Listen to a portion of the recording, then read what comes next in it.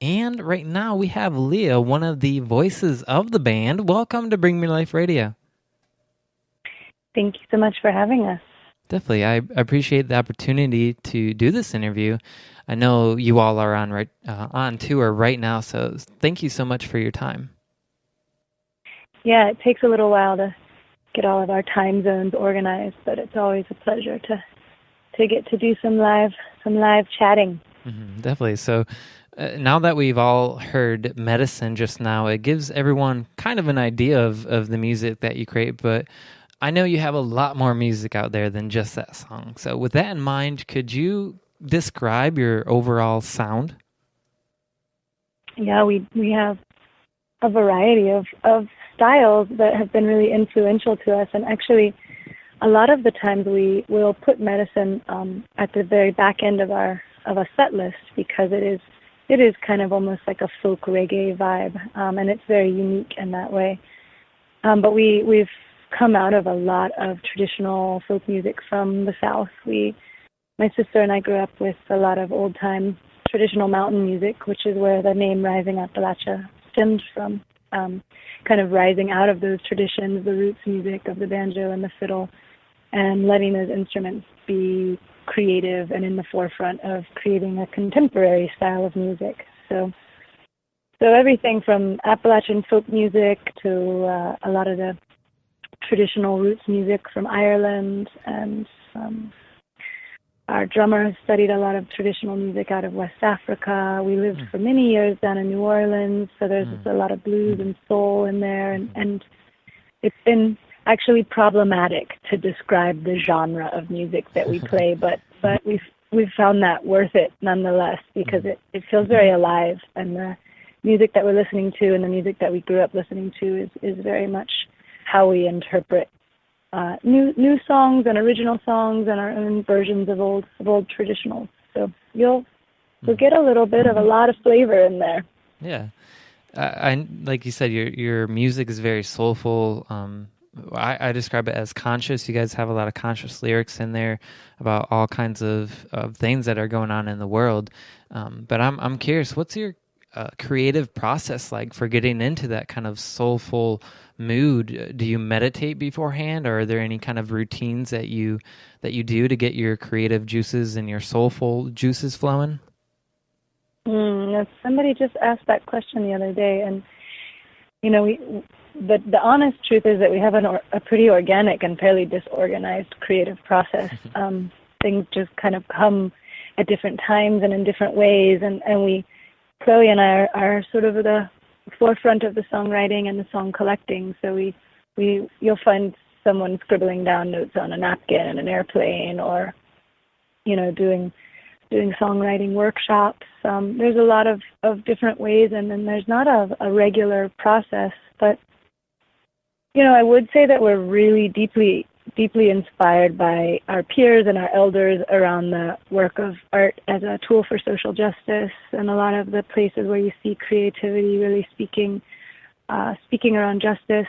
And we have an incredible community of blood family and chosen family and godparents and elders that have been guides and offered guidance to us over many years. And so we spend a lot of time at the feet of elders, both song catchers and collectors and musicians, and also, indigenous rights organizers, herbal medicine gatherers, and deep practitioners in yoga and mindfulness. And we have a lot of teachers in our lives. And I think sitting at their feet and being in a place where we're students and where we're learning and listening to their stories and their songs and their poetry and their interpretations has always offered a lot of the root of our music. So I think we're really indebted to a lot of our elders for so many places of inspiration and care for our songwriting. Definitely. And so, and they help you with your creative process. Would you also say that they're your source of inspiration? Yeah, I mean, hugely. That, and and also, of course, I think so many of us really, I in particular, am a really big lover of solitude, and I find that if I don't have a pretty regular dose of solitude, usually in wild places, but also even in public places where I can be anonymous, and able to sort of move through the world as an observer and not necessarily as a, not that I'm not a participant, but really as an observer and as a witness to the world around me. I find personally that I get a lot of charge from solitude, and that becomes very tricky on the road. So it's something that I'm always trying to carve out in the extra peculiar way that we have our working hours are so consistently out and about. And that's one thing that I was curious about, is how you're able to stay grounded. One of my good friends, Samantha, when I told them that we were doing this interview, she actually just got married too. So congratulations, Samantha.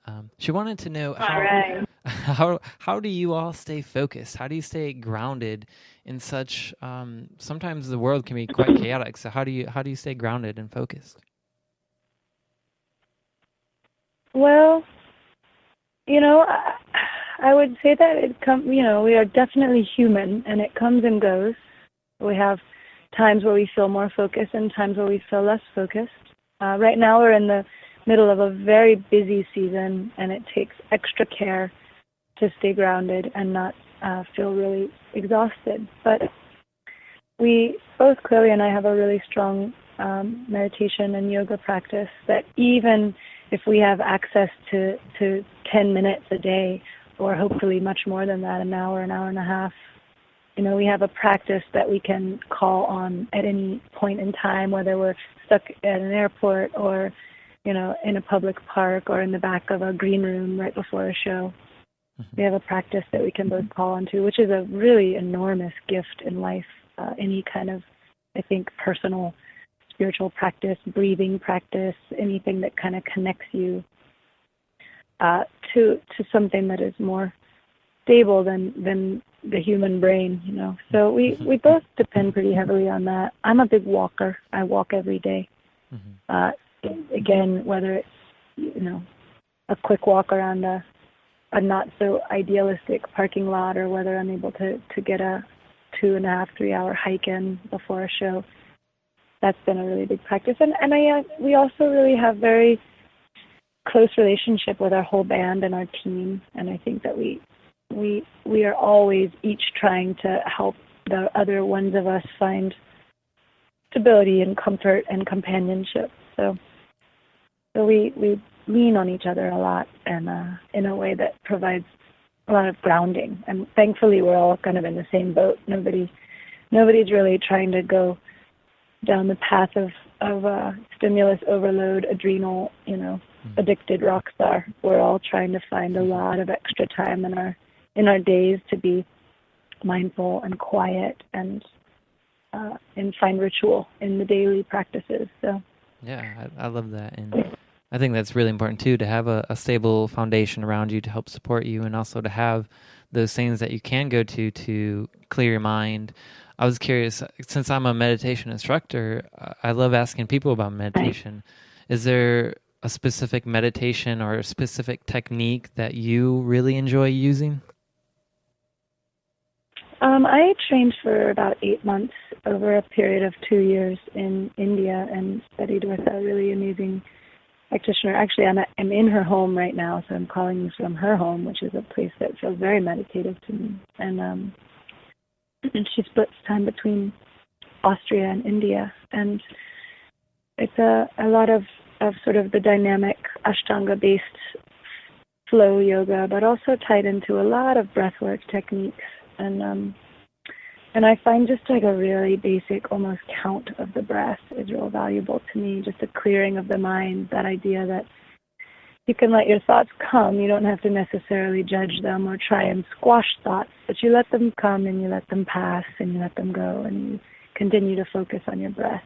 And that very, very basic technique is one that's been very powerful to me. I find also a lot of strength in moving meditation. So again, walking, a basic yoga practice, Our drummer is been privy to a lot of the Vipassana trainings, so he has more of a relationship with the Vipassana technique. And I would guess that if you were even to ask that question to any of us in a year, we would have a slightly different answer. It's sort of a lifelong quest, but it's a very valuable part of our lives. And again, even if it's just for a few minutes, even if you just get that 2 minutes and before you get out of bed to just have a check-in with the breath and the brain.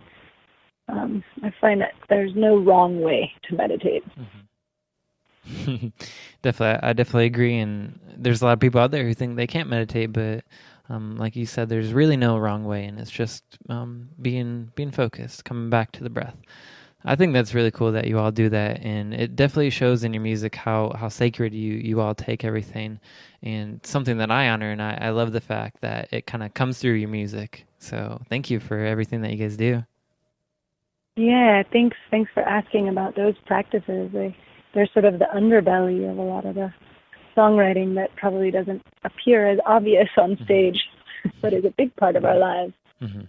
One time, you guys were playing at a festival called the Mad Tea Party Jam, and I think I saw you all. It came and it rained, and I think it was during your set, but then you were in the back as soon as the sun came out, and you were all playing some hacky sack.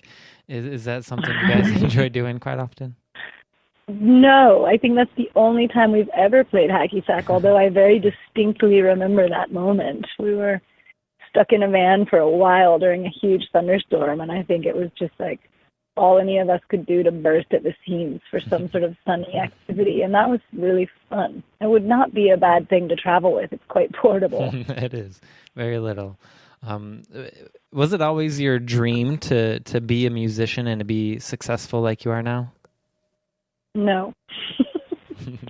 I can say very wholeheartedly that it was never our dream. And that's been a really interesting part of navigating it. I think it's come with a big amount of blessings and also some struggle.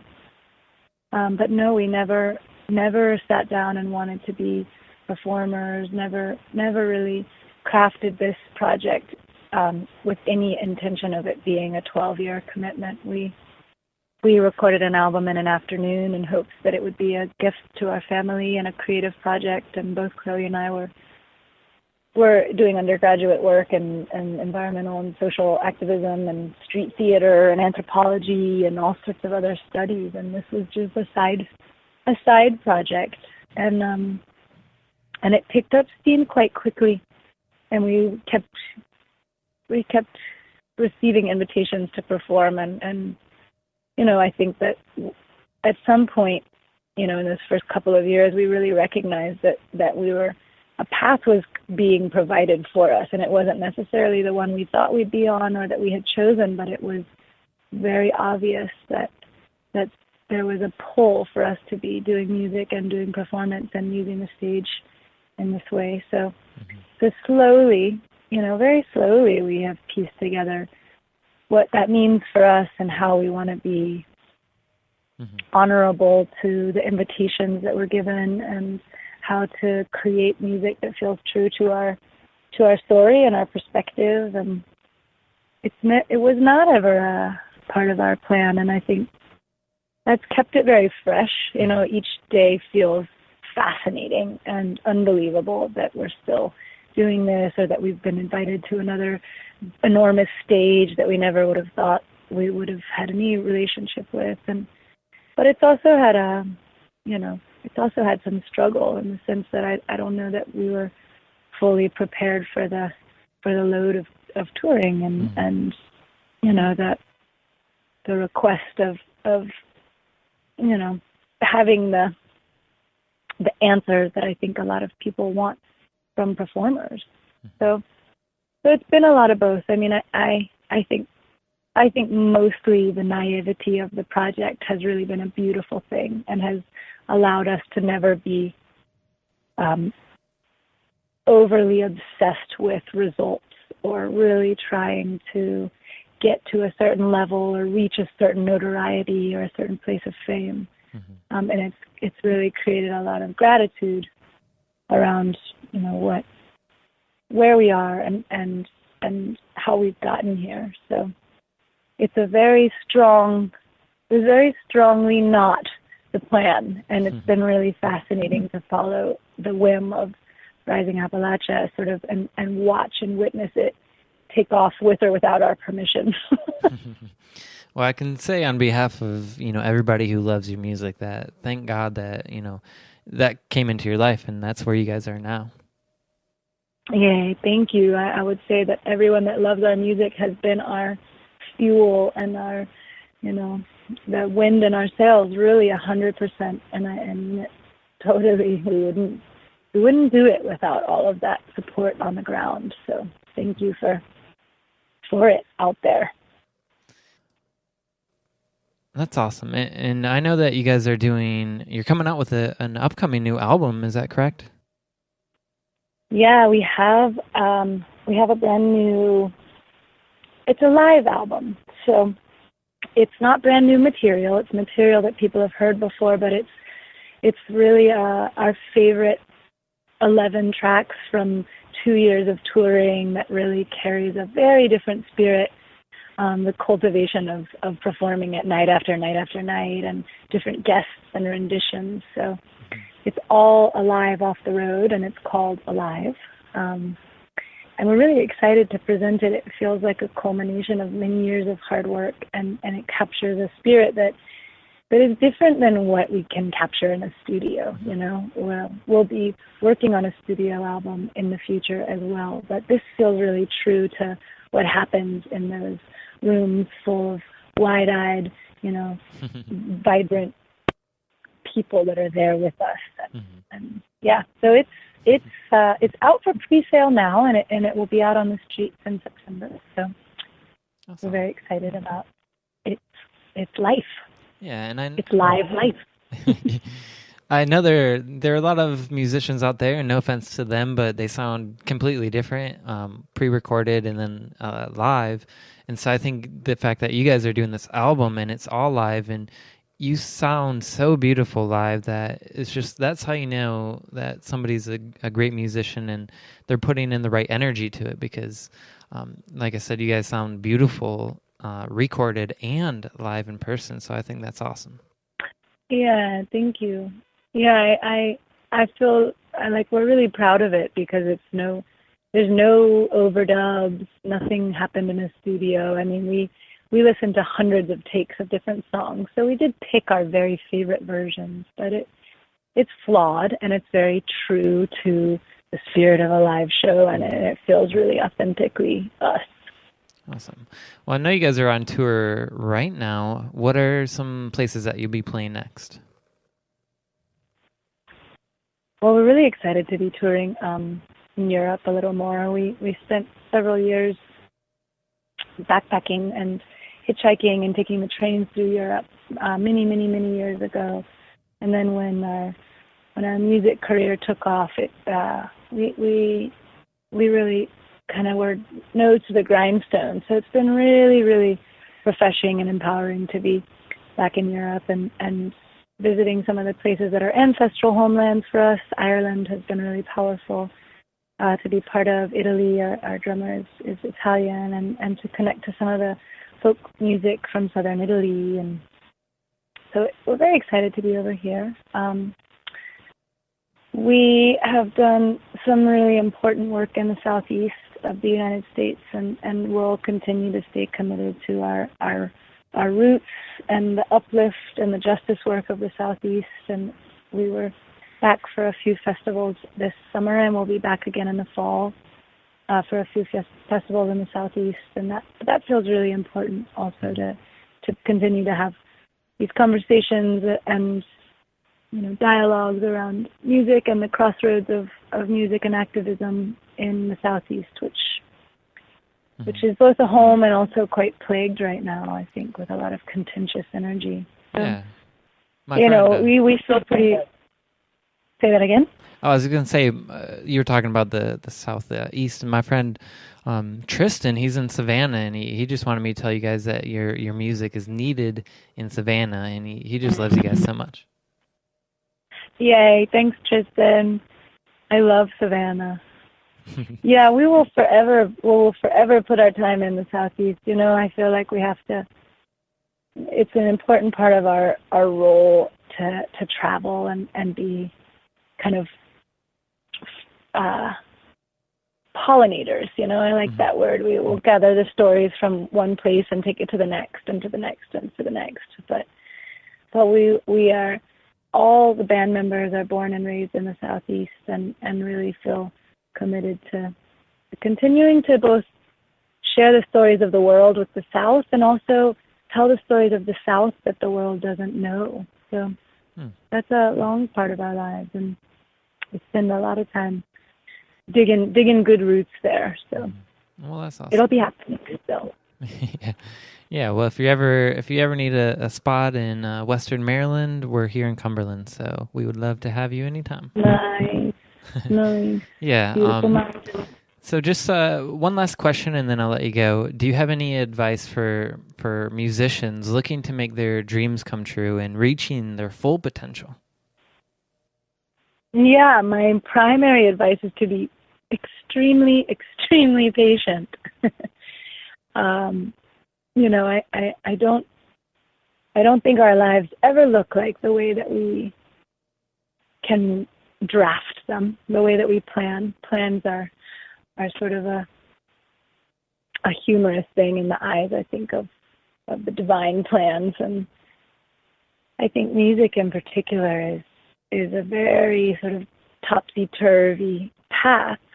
And I think for us what's been so valuable about music is to really we challenge the music industry a lot. We have for our whole career, and we still do up until this point. And the music industry really dictates that touring looks a certain way, that you play club shows and you do it for a certain ticket sales in a certain amount of time, and you need to play Saturday and Friday nights. And we've found that so often there are places for performance and places for music that are not a club, a nightclub, a bar.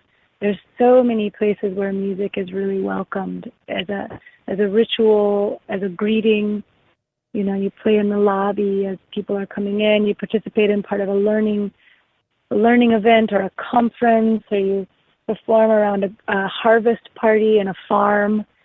There's this really hundreds of places where music would be really appreciated that isn't your average concert. And I think being creative with how we offer our gifts and how we ask for compensation, there's just a lot more places where live music, I think, is really welcomed, and you have to think a little outside the box. So I would be patient and really creative with your hustle. Definitely. Well, thank you so much. Could you real quick say, this is so-and-so of Rising Appalachia, and you're listening to Bring Me Life Radio? Bring Me Life Radio? Yeah, Bring Me to Life Radio. Bring Me to Life. Well, our new album is called Alive. What makes you feel alive? So we can do that. Let's do it. This is Leah Song of Rising Appalachia, and you are listening to Bring Me to Life Radio. Yay. Thank you so much for joining us and talking with us and sharing your experiences and all your stories. It's really been a pleasure, and I just can't thank you enough. Thank you. Thanks so much. Thanks for being patient with our various situations of cell phone access. Yeah, it's no problem. All right. I appreciate it. Take care. You too. Bye-bye.